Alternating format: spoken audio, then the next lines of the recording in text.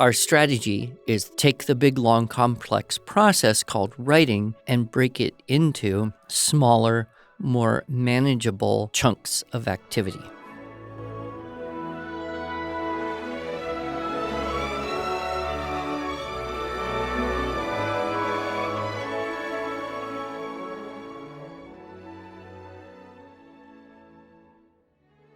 Hello, and welcome to the Arts of Language podcast with Andrew Pudewa, founder of the Institute for Excellence in Writing, or as many like to say, IEW. My name is Julie Walker, and I'm honored to serve Andrew and IEW as the Chief Marketing Officer. Our goal is to equip teachers and teaching parents with methods and materials which will aid them in training their students to become confident and competent communicators and thinkers.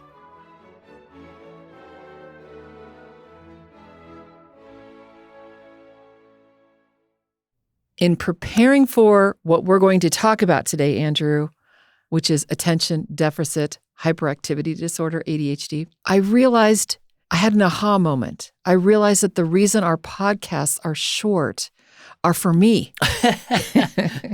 Because I have a little bit of ADHD. And although I'm not officially diagnosed, I have two sons that were diagnosed ADHD. One was very young, and one was not diagnosed until he was an adult. Mm-hmm. So the one that was young, probably on the spectrum of mild to severe, his was more severe, which is why we caught it at an early age, so to speak. Right. The other one was like, that explains a lot of things when he got his diagnosis. So I thought it would be good for us to talk about this. My two youngest children are now convinced that they have this, and they are also convinced that I do too. Although, when I was a kid, this didn't even exist. So it has been interesting to see as people have learned more and more and more that, like anything, it's a double-edged sword. It's got some challenges, but it's also got some advantages. Exactly. Well, and if you and I have ADHD for reals, we are in good company. Let me give you a short list of people that I found were actually diagnosed, or maybe posthumously diagnosed. Posthumously? Well, Posthumously. Posthumously. They died, and then people figured out their situation. Or maybe we can look back and laugh at them. Okay, so let me list a few names. Michael Phelps, swimmer. Right, yeah. Terry Bradshaw, football player. Oh, okay. Michael Jordan, classic. He was a basketball player, and then he said, I want to go play baseball. And then he went back to basketball, and now he's the owner of the Charlotte Hornets, which is a professional NBA team. So he's definitely varying his interests. Oh, okay. JFK. You mean John Fitzgerald Kennedy? Yes. Not an athlete, but certainly one that has... but how would anybody know? How would they decide that JFK had ADHD? Looking at all of his varying interests, but we're not going to go into that because some of it may be a little bit sordid. All right. Walt Disney. That's no surprise. Yeah, right. Jules Verne. Well, again, how would you know? Mozart. Albert Einstein. Well, that's not a surprise. Yes. And so all of these men, and I'm sure there's women on that list too, exhibited some of these characteristics. Do you have a list of people who don't have ADHD? No, I don't. Well, according to... I think I've known some women who think they caught it from their kids. Oh, that could be it. That could be it. Well, according to the little bit of research that I did, and of course, you and I are not experts on this, but the research that I did, 11% of school children have ADHD. A diagnosis. Yeah. Maybe not a diagnosis, but maybe exhibits symptoms. I think until today, when you just told me before we started this, I thought that ADD and ADHD were actually two separate things. But clarify that for us. Sure. So ADHD and ADD, it used to be two different terms, but what they did is they actually, and this is according to the DSM-5. Do you know what the DSM-5? Diagnostic and Statistical Manual? Exactly. When I was in college, we were only on DSM-4, but now we've grown up and now we're on DSM-5. But they are the ones that said ADHD is actually one thing. And ADHD, the first form of it is predominantly inattentive presentation. So you're not paying attention. You don't give close attention to details. You make careless mistakes. You have a difficulty sustaining attention. You appear not to be listening. You struggle to follow through with instructions, a few other things that we can put a link in the show notes that share that. The ADHD, that's predominantly hyperactivity with impulsive presentations. Fidgets with their hands or their feet. They squirm. They have difficulty remaining seated. I'm laughing at this because one of the mistakes I made, this is where I admit, dear listener, that I am not a perfect parent or teacher, but you already knew that. I actually took a belt to my son, but not in the way that you're thinking. I took a belt and put it around him. You tied him to the chair? To try and remind him. It wasn't tight, but it reminded him to stay in his chair. But this has difficulty remaining seated. Well, we finally just gave up on that and let him have a stand-up desk. Maybe that's why so many people, they think they're doing homeschooling, but they're actually doing car schooling. That's true. Because they have to stay in the belt legally. Oh, that's true. That's true. Yeah. Another thing with the predominantly hyperactive, impulsive presentation is they run about or climb excessively, and that's in children, or extreme restlessness in adults.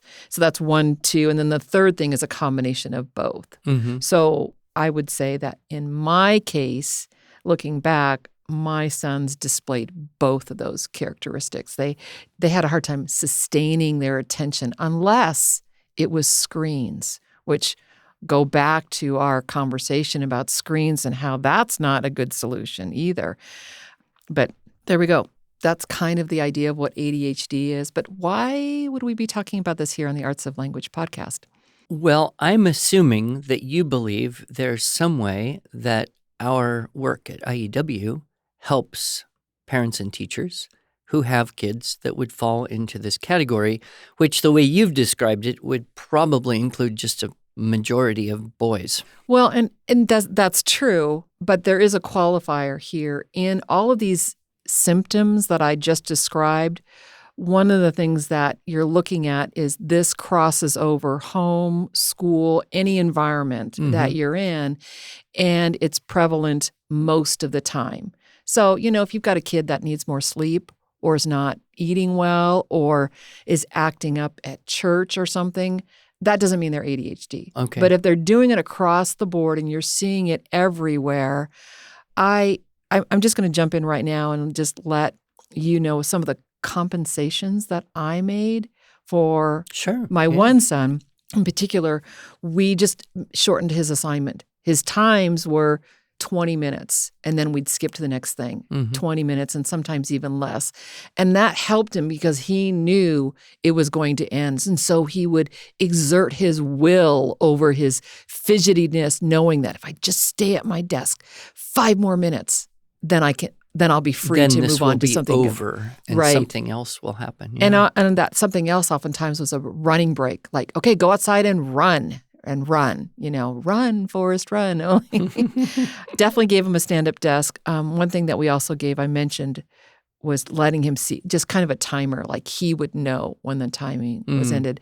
But oftentimes, like when we were in public, he did musical theater. And wow, when your kid's on stage and he's got ADHD, this can be actually really embarrassing, right? But during the rehearsals, was right there with him, not on stage, but, nearby. And just basically, I called it mommy control because he didn't have the self-control. He wasn't able to, at least initially, exercise his own will to overcome his hyperactivity. So, well, before we get too far into it, I'd be curious to know what are some of the advantages when, a person with some degree of ADHD. I think we could argue almost everybody has some degree, but when that is, that can be a challenge or a burden or an impediment in some ways when you're young, how does that become an advantage in life as by these famous people? Right. Obviously successful, contributed a lot to our world. So what is it about ADHD that's the other side of the sword, so to speak?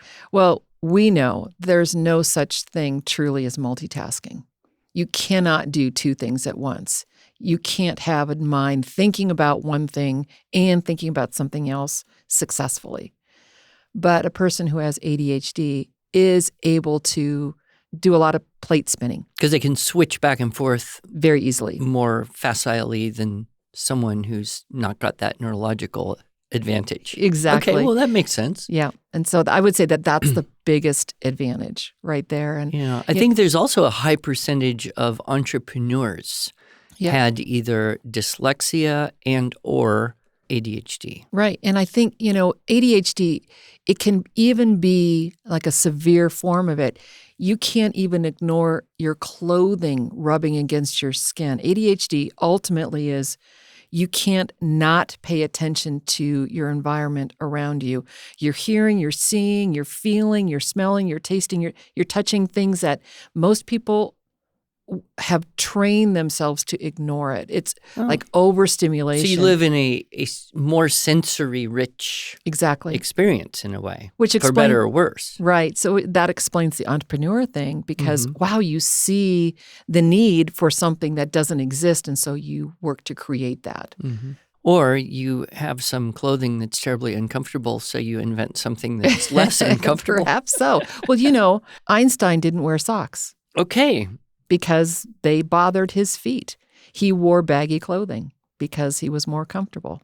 Okay. So there you go, Einstein, ADHD. Okay, back to the arts of language and and of course, speaking about my own son, the one in particular, of course, he grew up learning structure and style, more so than the other ones because he was the youngest. And so he had it at an earlier age. And I actually attended class with him, a student writing intensive that you taught live. And you didn't even know me then. No. But you said to me, because you welcomed parents to attend the class with their students, you said to me, well, he didn't get much down on paper, did he yet? No, but he got a lot more down on paper than he ever had before. Well, of course, I am always suggesting to parents, hey, sit with your children if you need to. And that's one of the advantages of a class like that, a homeschool, co-op, flexible situation. Because most children in schools, well, mom can't sit next to them the whole time. Right. But there is that, hey, come on in, come back here. We're doing this right now. Right.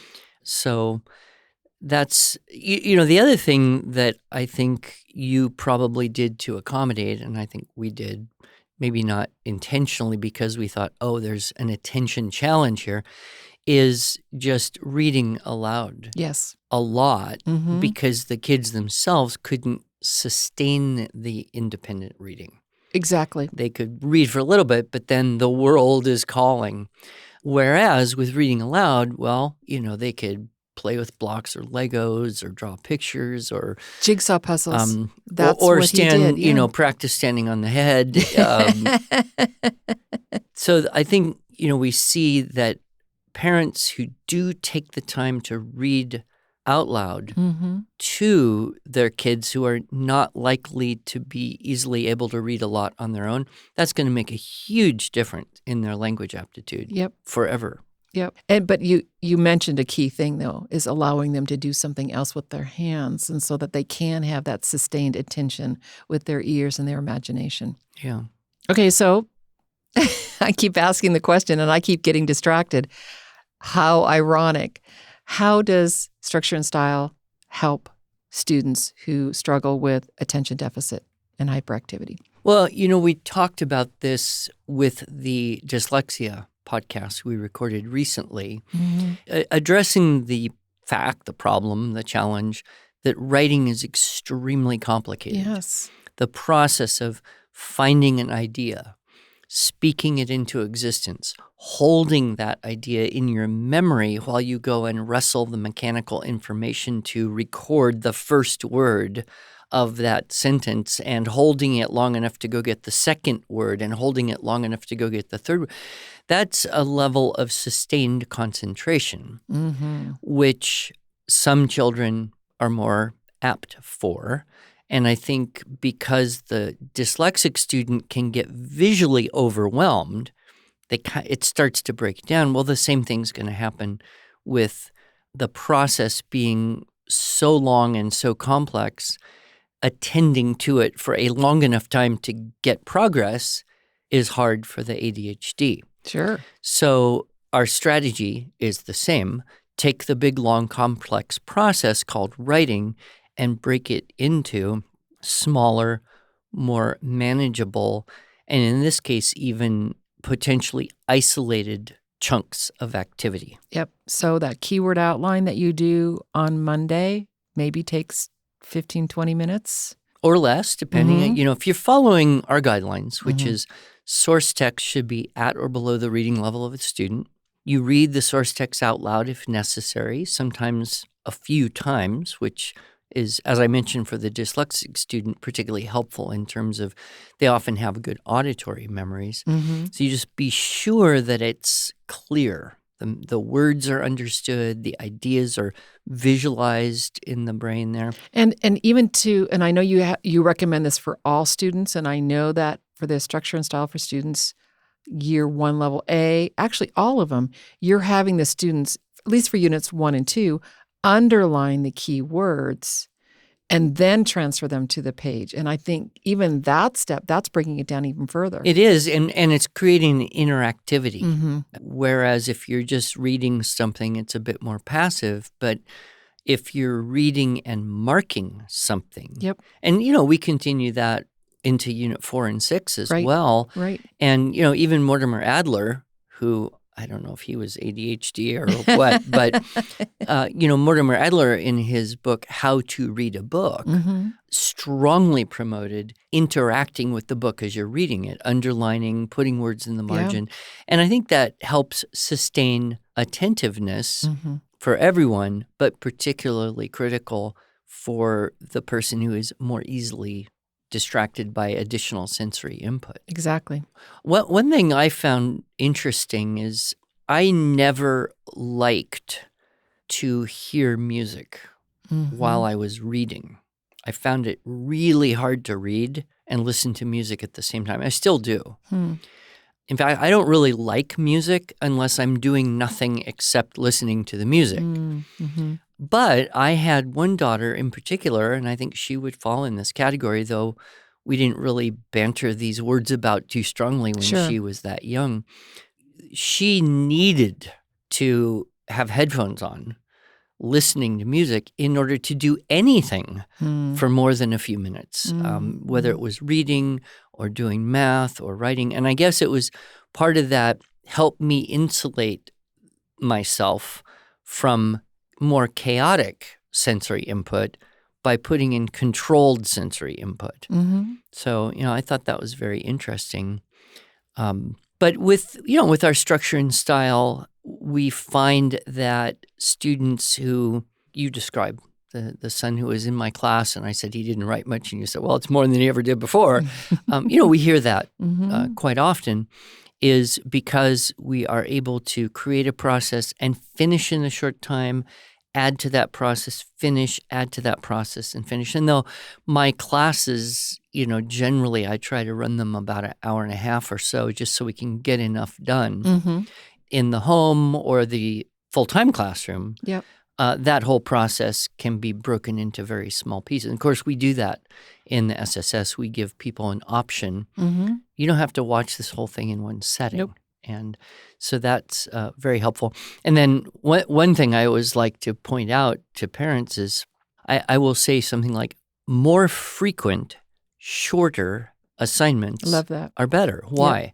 Well, what do kids love the most about schoolwork? Being done. Yeah, being finished. That's what's satisfying. That's that sense of completion. Like I did this and now I'm done. I can go do something else. Yeah, and you talk about the endorphins that you get when you finish something. And that's just like, there's a drug right there. Yeah. Yeah. And even with older kids and really longer assignments, the trick is to break it into smaller chunks, smaller pieces. But that's a life skill too, isn't it? I mean, you work a lot. I will tell our listeners, you are one of the most hardworking, skilled managers and writers and accomplishers that I personally know. But I also know how you like to chunk your time. I do.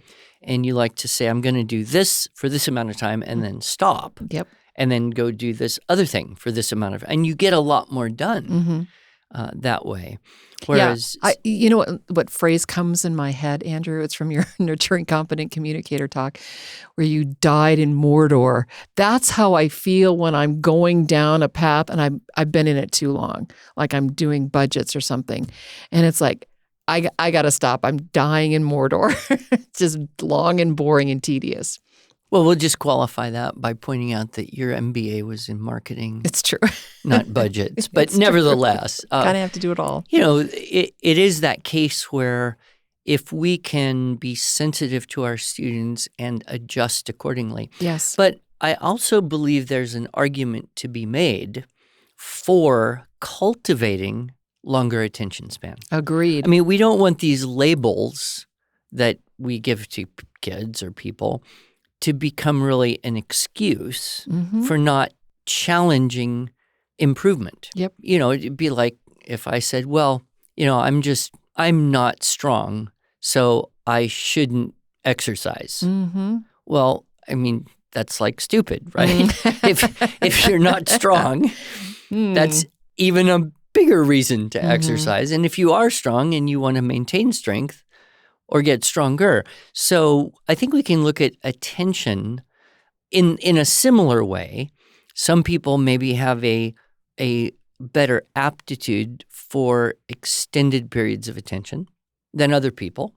But that doesn't mean that people can't expand or improve their span of attention. Agreed, yep. But it kind of has to be done in the right way, right? I mean, again, back to the exercise analogy, if I just said to myself, well, I'm not strong and I want to be stronger, so I'm just going to do whatever for as long as I want. Well, that wouldn't really be a program. Right. That wouldn't be a method. It would have no structure. It would not even have style, and it would be ineffective at helping to solve my problem of not being strong. Right? So what do I need? I need a plan. And this is what I think we see curriculums that are effective are not only effective because the student has a particular challenge, but they are effective because they help to improve the weak side of that neurological circumstance. Yes. And you've done some research on even learning cursive can be something that can help a student with ADHD. Yeah, that almost blew my mind. I don't have the details here, and I don't know that it's available anymore, but it was for decades, if I recall, a program called Train Your Brain. And it was this argument that you could actually improve or, I guess, alleviate the symptoms of ADD or ADHD by increasing attention span through, get this, cursive writing practice combined with rhythmic music. Okay, sure. And she had a lot of documentation on this, more than I would even want to begin to look at. Right. But the thing that struck me as being interesting here is, if you have a very, very short attention span and you are printing words on paper, right? You write a letter, you're done. What's next, right? But in cursive, you are forced by the nature of the activity to connect your letters. Yep. And so you can't just write one letter and be done. You have to write one letter and then the next and the next and the next, and then you can be done. And then I'm wondering if that rhythmic music that she used in her program wasn't similar to what my daughter experienced, whereas if I hear music, I won't hear somebody talking about this over there or this little sound or the door slamming over there, that it creates almost a focus, a tunnel of sound that is insulative against other distracting sounds, I suppose. Yeah, right. Which for people like that, your traditional go study in the library where it's supposed to be quiet, but the quietness actually amplifies every other little sound that happens. So kind of interesting. Turning pages, the librarian shushing people, click, oh, yeah. But, I think our approach to teaching writing does that too, because we tend to, in Unit 1 and 2, we start with very short things. Mm-hmm. In fact, I've even had some parents who look at it and say, but what about when this kid has to write a real paper? Right. As if, one paragraph wasn't real. Mm-hmm.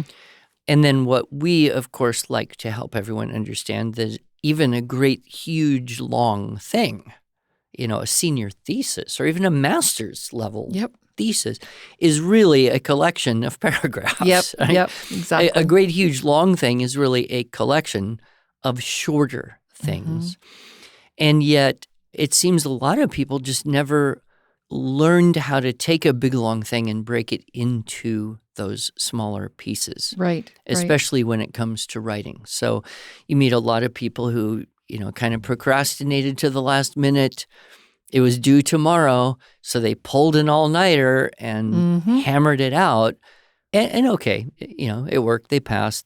But was it of the quality, right, that would be as good as that person could do had they the strategy to break it into smaller parts? So, I love Webster's approach. Yeah, start with really short things, and then we move in Unit 3 to 3 paragraphs. For some kids, that's a big jump. Right. And of course, you don't have to do all 3 paragraphs in one setting. You can do one a day or one every other day or however long it takes. But the end product is 3, and you see how you got there. Yep. And then we get into Unit 8, right? 7, 8, 9 toward the end of our system. And those are generally 5 or more paragraph compositions. Well, that seems like a whole lot to a child. But if they have come along our pathway, so you write 1 paragraph and then you write another and then you write another and then you write a conclusion, then you write. And boy, I never wrote 5 paragraphs before. We see that a lot with these, 10-year-old kids who get into one of the theme-based books, and at the beginning of the year, the mom's like, he's never going to be able to do it. And by the end of the year, it's like, that was so much easier than I thought. Exactly. One of the things that was very important to me when raising my son was that he didn't make excuses for his disability, so to speak. I knew he had to stand in line at the DMV just like everyone else. And somehow this needed to be trained.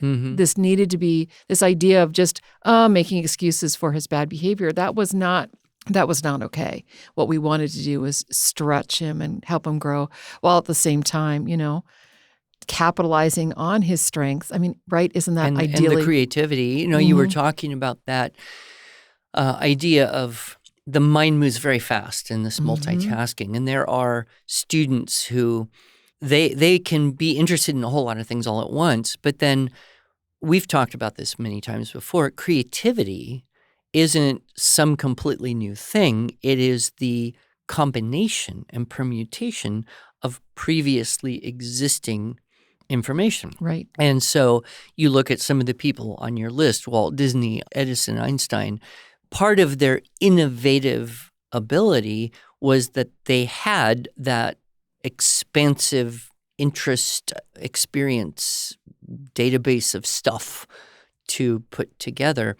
And this parallels, very closely with our approach to teaching writing, is the using of source texts and stories and information so that when they do hit this now write about something, well, they've got more in there to attach stuff to and pull out and then use that law of combination and permutation to demonstrate a level of creativity far beyond what they might not have. So, I think, I would say our structure and style approach is perfect for people with ADHD. Agreed.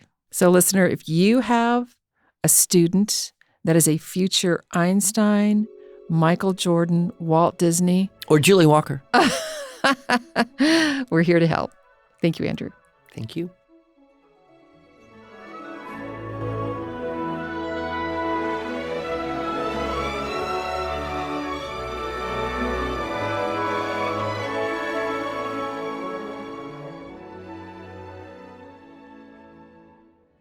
Thanks so much for joining us.